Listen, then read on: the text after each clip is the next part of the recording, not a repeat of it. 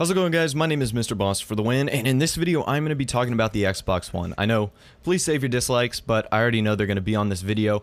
Last week there was an Xbox engineer, a Microsoft engineer, that kind of did a Reddit or 4chan Ask Me Anything, where he took questions anonymously but provided proof that he worked for Microsoft. He said he knew like the special on Wednesday in the cafeteria.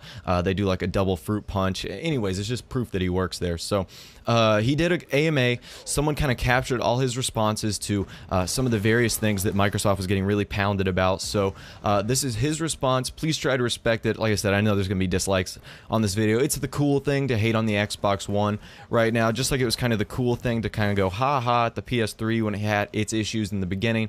So the roles have kind of switched, I know. So please try to not dislike. I know there will be dislikes. Let's get started. So the first thing he talks about is DRM. Yes, everyone seems to hate DRM. EA tried to do it with SimCity and it was a big flop, but that's because the servers couldn't handle it. I honestly didn't see anything bad about playing SimCity offline, but that's a different topic for another day. So he says the whole point of DRM switch from the point of DRM is to switch from disk-based to cloud-based gaming. Now, disk-based gaming is obviously taking like Black Ops 2 and putting the disc into your Xbox, whereas cloud-based gaming would be something like Steam or Origin, taking games that you digitally download. In fact, on my Xbox 360 right now, a lot of old games that I want to go back and replay, instead of going to GameStop and having them screw me over on the trade-in value, I download it straight from my Xbox. It's convenient, it's easy, and I really like that. And that is why Microsoft is trying to switch over, because if you think about it, you can get a game on Steam for the true cost of like $5 to $30. But on the console, you have to pay for additional licenses, trade-ins, borrow, developer publishing fee. GameStop has to get like $20, $10 of shipping, etc. So if you are able to just let Microsoft digitally send it to you through the cloud, you could get games like Black Ops 2, which is $55 right now at GameStop, for something like $39.99 or $35.99, easily a savings of $15 to $20 on each game. And that is a game that is still in its prime, I would say. So you could easily get games for $10 to $15. So they also say that the DRM for checking your Xbox, if you can read my air quotes, isn't going to be as annoying or as tedious as people think. It's going to be done automatically overnight, so you won't even notice it. So every day you turn on your Xbox, you won't even know that it's been checked to be connected to the internet. And my gripe with this is, when are you not connected to the internet? I know there's really rare moments. I can think of a ton right now. You're going to grandma's house, going to a beach house, going to like a log cabin, you want to play Skyrim. Yes, those are situations. Those suck. Hold on to your Xbox 360. Or buy a PS4 like I am. I'm buying both. So those of you who are grumbling, I'm buying both. There's great exclusives for both, so no need to worry about that. But those are rare situations. I mean, my Xbox 360 hasn't moved off my desk in 3 years. It hasn't not been connected to the internet in probably 8 years.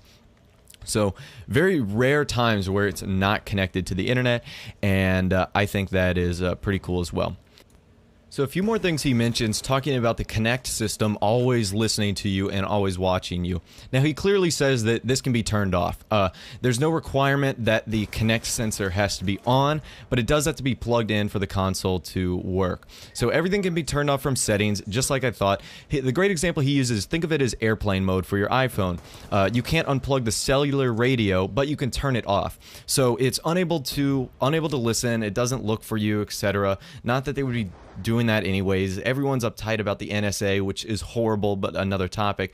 But I highly doubt they would use a gaming console to spy on you. That's just the whole, like what the government or what you think the government is going to do to you. But instead, that is not the case. So they said after E3 that they definitely know that the whole 24-hour DRM, what if your power goes out, kind of sucks. And they're trying to revise the time period or find a different way to call in to ensure you haven't sold your license to GameStop or something. But he says there is no plan yet. He says they're hoping to change it, but he don't know yet because they just got done with E3. So they're really just trying to focus after the E3 mess that they got themselves into. So that's one thing they're working out.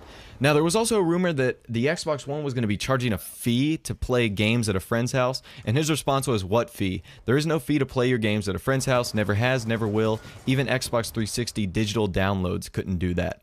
So he says that is really cool, and that there's never going to be a fee to play your used games. It's I don't know where that rumor got started, but they definitely shut that down pretty quickly.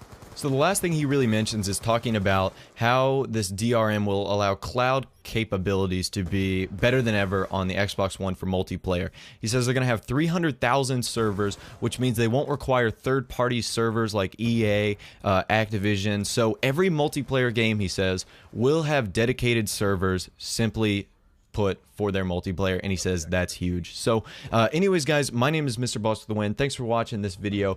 Of course, leave your comments and you know, your discussions about the Xbox One and what this engineer had to say. Of course, I'll leave it in the description if you want to check it out. Thanks for watching, guys. Have a nice day, and of course, I will talk to you guys in the next video.